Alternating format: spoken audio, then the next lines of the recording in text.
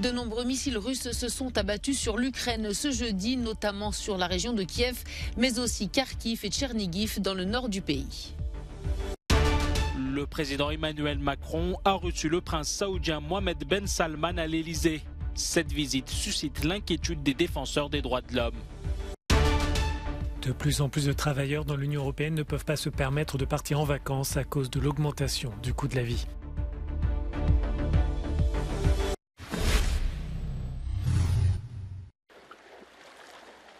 Les forces russes ont lancé ce jeudi des attaques massives depuis le Bélarus sur Kiev et la région de Tchernihiv, touchée par plus d'une dizaine de missiles.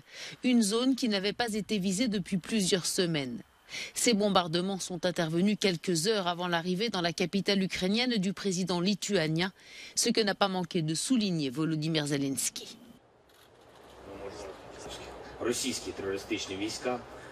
Les troupes terroristes russes ne lésinent pas sur les tirs de roquettes. Les sirènes annonçant des raids aériens ont retenti plusieurs fois dans de nombreuses villes ukrainiennes aujourd'hui. Dans cette situation, il était très important pour moi d'entendre le président lituanien dire qu'à l'avenir, le soutien aux forces armées ukrainiennes sera renforcé.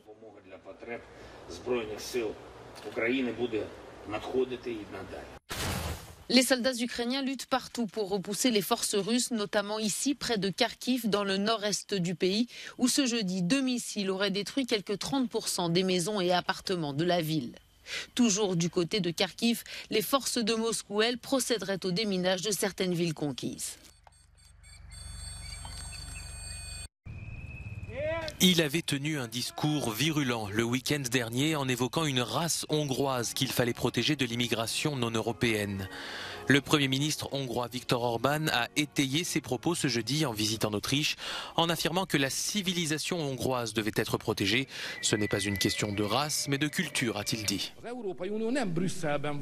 L'Union européenne n'est pas à Bruxelles, elle est à Vienne, Budapest, à Varsovie, à Berlin et à Madrid, a-t-il déclaré. C'est une question très importante. Je ne veux pas me fâcher avec les autres États européens ou dévier de ce qu'ils disent, mais je veux apporter nos propres points de vue à une décision européenne commune. Il y a un problème d'introspection à Bruxelles et je suis convaincu que sans introspection, dans cette situation de guerre très grave, nous ne pourrons pas changer de stratégie, a-t-il déclaré. Nous allons relever ensemble de grands défis, notamment l'immigration, et nous les relèverons avec détermination, clarté et honnêteté, a pour sa part déclaré le chancelier autrichien. Face au journaliste, Karl Nehammer a souhaité se distancer des propos de Viktor Orban, qui avait également fait référence le week-end dernier aux chambres à gaz du régime nazi, ce qui avait provoqué la démission d'une de ses conseillères dont les parents avaient survécu à l'Holocauste. Vienne rejette et condamne fermement toute forme de banalisation ou de relativisation du racisme ou de l'antisémitisme, a déclaré le chancelier autrichien face à la presse.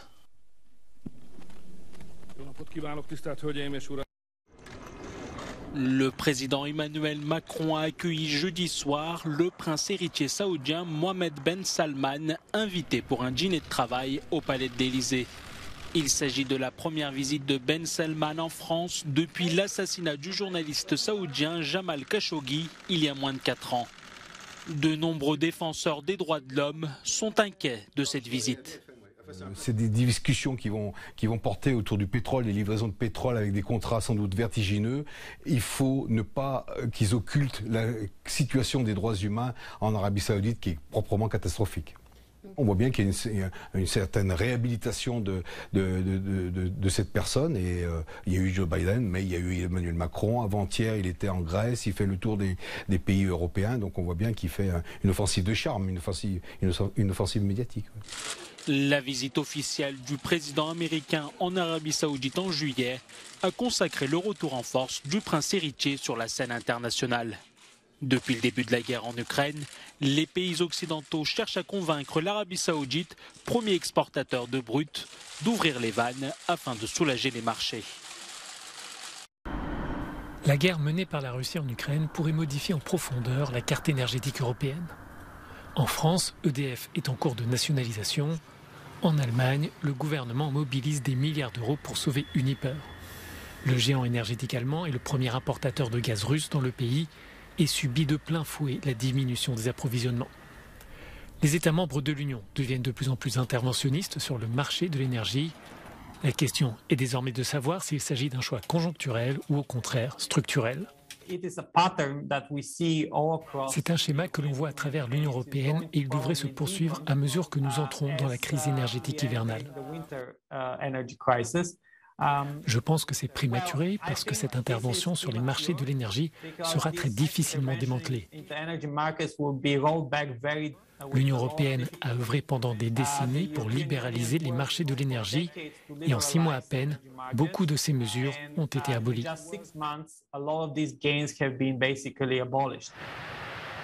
Afin de contrôler les prix, les interventions gouvernementales progressent depuis le mois d'octobre et les premiers coups de semonce de Moscou sur les approvisionnements. Mais les résultats sont limités, les coûts restent élevés et les États membres poursuivent leurs subventions. Pour certains experts, il faut faire particulièrement attention. Nous avons vu des gouvernements entrer sur les marchés et subventionner de façon significative à la fois les ménages pour qu'ils consomment de l'énergie et les industries pour qu'elles consomment de l'énergie pour la production. Ce devaient être des mesures temporaires pour passer l'hiver et après, il devait y avoir un retour à la normale. Cela n'a pas été le cas, les prix sont clairement restés élevés et les gouvernements continuent de subventionner massivement et d'intervenir massivement sur les marchés de l'énergie. Et ça, c'est dangereux. Cela perturbe les marchés et en fin de compte, cela pousse les prix vers le haut car cela permet aux consommateurs de continuer à consommer de l'énergie, même lorsque les prix atteignent des niveaux élevés. La question est délicate pour les gouvernements qui cherchent à protéger les citoyens et les entreprises de cette flambée des coûts. Mais ce choix politique s'articule difficilement dans un marché que l'Union européenne cherche à libéraliser depuis plus de 20 ans.